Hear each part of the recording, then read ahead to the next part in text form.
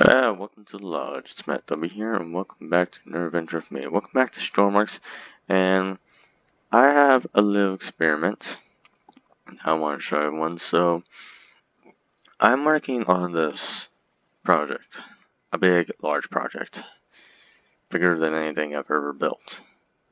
And I noticed that it's so big, it requires two parts. So, and the one thing I noticed is that how do I get like the lights to turn on the other side from one button on the other side, you know? So I went and experimented with this, and I managed to figure it out. So here we have these boxes are two separate parts. They're just connected by magnets. So as you can see, if you turn on this button, they turn on. You know, one thing you notice is that there's a slight delay to them. I noticed that. I'm not sure if you can see. It's hard to see. I've seen it before, or I've seen it every time, but I'm pretty sure it's not a big deal as long as it works. So I'm going to show you the components to it. So let's go ahead and get to the workbench. I'm just going to click there. Alright. Um, yeah, I couldn't find any video on how to do this. And I managed to do it myself, so I'm going to be the one to upload that video. So this is this is box 2. We want box 1. So this will be, let's say this is box 1. So stuff you need, we already got magnets, and here's a constant little electric box. These two are just for the magnets. Well, electricity up here as well. But the components that you'll need is a button, obviously a light, and then you have a numerical switch box. So I chose a numerical switch box, and then a radio RX medium. Yeah, you need a numerical switch box, and then this is a medium size. Yeah, it can come in any size you want. If it doesn't work, maybe it's the RX is too small. Maybe you need to increase it. You know, you got, if we go down here, you got small, medium, large, huge. If it's a small, there's no reason that it shouldn't work. It should be easy to solve. Just maybe get a huge. It's a 20,000 meters after all. Anyway, so yeah, so you got all that. So let's go to logic. First off, connect electricity to everything, obviously. Then you know, we do have composite. It's easy though, so I'm gonna start with this. It's the most, I bet you it's the most straightforward thing you've ever seen. Ready? So you only need one magnet. You don't have to use multiple magnets. You only need one. Um, I might need more than one for what I'm using, but straightforward. Just want everything for each. You know, just connect that, connect that, that. There's nothing else to connect it to. Like, you know, because that'll send data to the other side, you know, something like that. You know, with that being connected to that, all the electricity transferring to that, you know. I'm pretty sure it'll work, I promise. You got data though, but here's where the fun comes in. So, when I say here's where the sunshine comes in, it's very confusing, so bear with me. So, you connect this button to, obviously, the light. You want to turn that on. And then you got the transmit mode. I would put that on. I think there's some nodes you don't need to connect to, but the way I did it, it works. So that's something you might want to experiment on your own time because I don't want to risk any like errors. So yeah. And I also connected it to this switch signal in a numerical switch box. You don't need anything in second value. You know, if you turn the on button off, the lights just turn off. Just turn the lights off. You know, but you got the first value on right here, and that's connected by the signal strength. And then the switch value is connected to the frequency, and that's how this works. So yeah, and then if the magnets connect to box 2,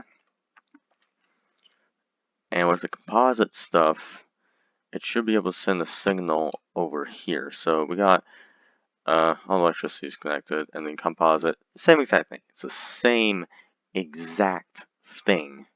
The only difference is that it's just on box 2, right? That that's that. That I receive to the composite data send and composite data receive to the data send. Simple as that. Use as ABC. Simple as 1, 2, 3. That doesn't require as much torture. It's actually fixed this way. For this, I don't need to mess with these two nodes. There's nothing to worry about these on box 2. But there's one of everything. And apparently the way I did it, I realized. So the signal strength would be a below 1 decimal. So because I had 0, 0 on there, apparently, I guess, since it wasn't the correct, since it was out of the threshold, I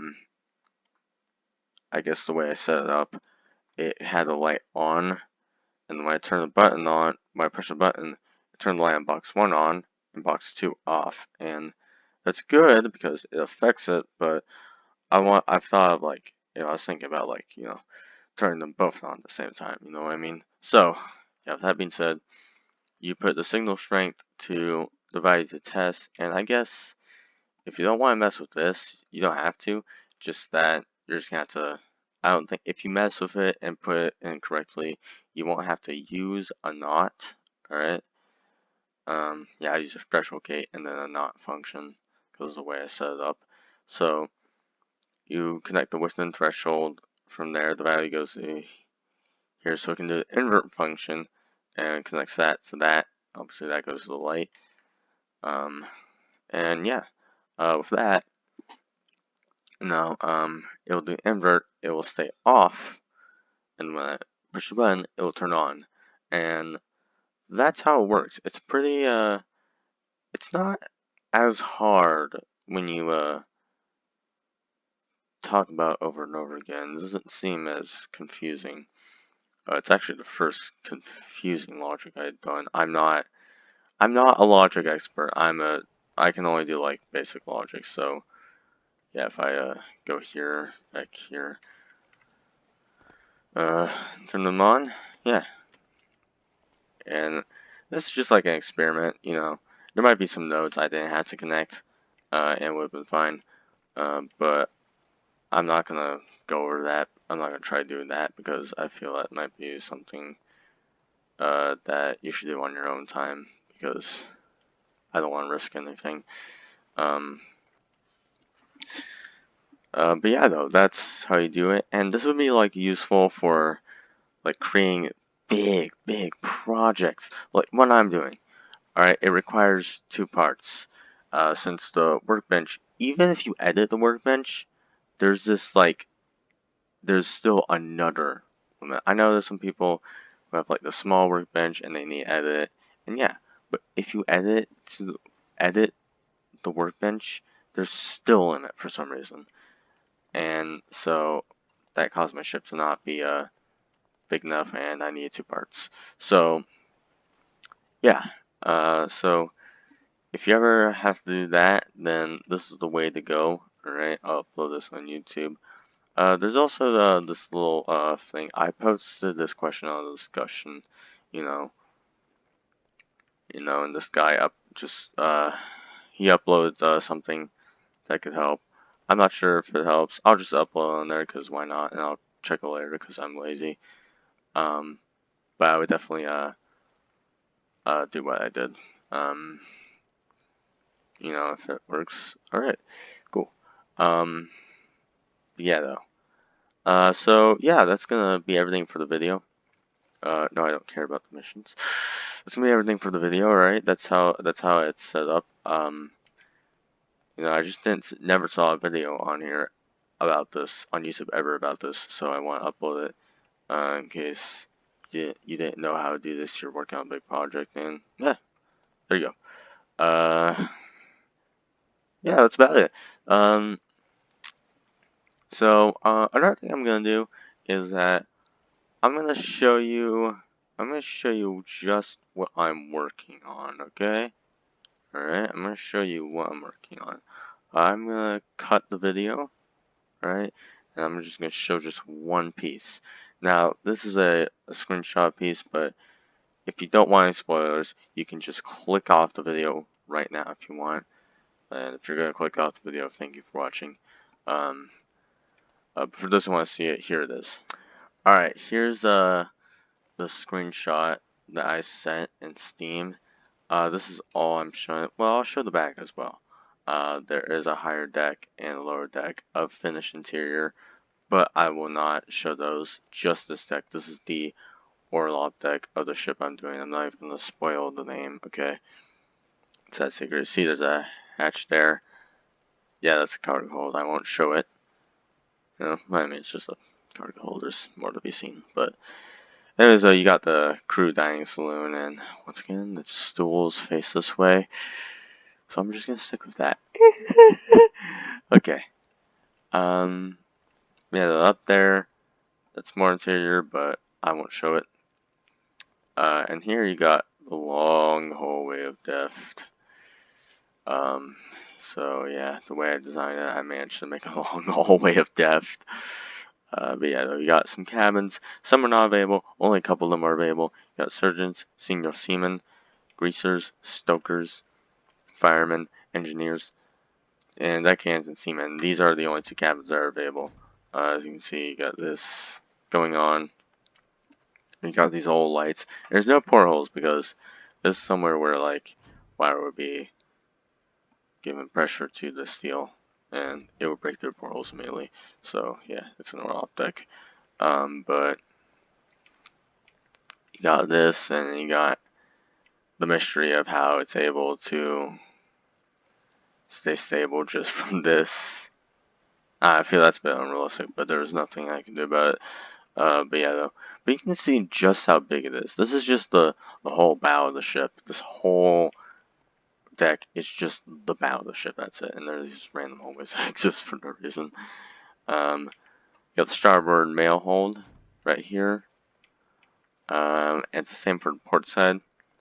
And you go all the way over here, just a long hallway. Long hallway. So, yeah. And that's about it. I just want to show you the Orlov deck, and that's it. I refuse to show you anything else, even the name of the ship. It's all going to be a secret, but there's a little teaser here. I won't show anything else on video, only on Steam screenshots. So, yeah, I will. No clip there. Ah, alright. I don't think this will be as bad to show you. I sent this a screenshot as well of how big it is. And you can see it's really big. This is twice as big as the Empress of Sawyer. You know, that's why I did that experiment. So, yeah, just a little something. It'll take about a month, worst case 2 months, so I would focus on something else for a while. But it's definitely going to take time. So, I'm going to end the episode there. So, thank you for watching, and I hope you enjoyed. And, yeah, please make sure to subscribe, leave a like. If you have any more questions about logic on how to... If you have any questions about logic at all, consider I just did a video about it. You can ask me. I'll try again. Again, I'm not a logic expert. I'm really horrible at logic, okay? That was like the first confusing logic I've ever done in my entire life without help. So, yeah, thank you for watching, and I will see you later.